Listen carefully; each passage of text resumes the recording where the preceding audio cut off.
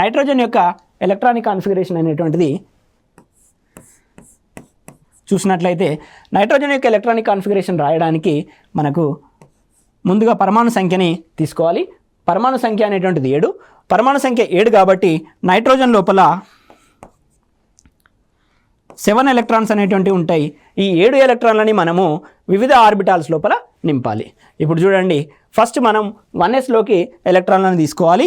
1s 2 2s 2 right.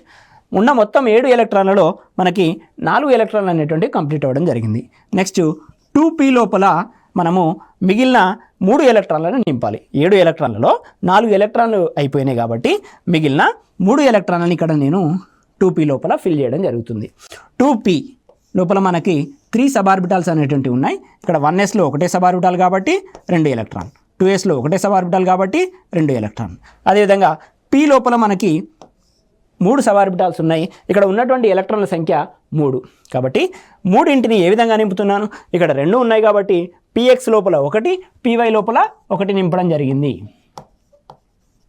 అదేవిధంగా ఇక్కడ px py pz px py pz అనేటువంటి 3 సబార్బిటాల్స్ అనేటువంటి ఉండడం జరిగింది. 3 సబార్బిటాల్స్ ఉన్నప్పుడు 3 ఎలక్ట్రాన్లు ఉన్నప్పుడు ఒక ఎలక్ట్రాన్ని ఇక్కడ, రెండవ ఎలక్ట్రాన్ని py లోపల, మూడవ ఎలక్ట్రాన్ని pz లోపల నింపాను. అంతే.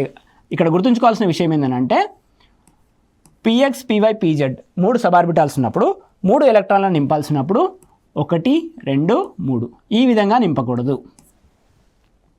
ఓకేనా.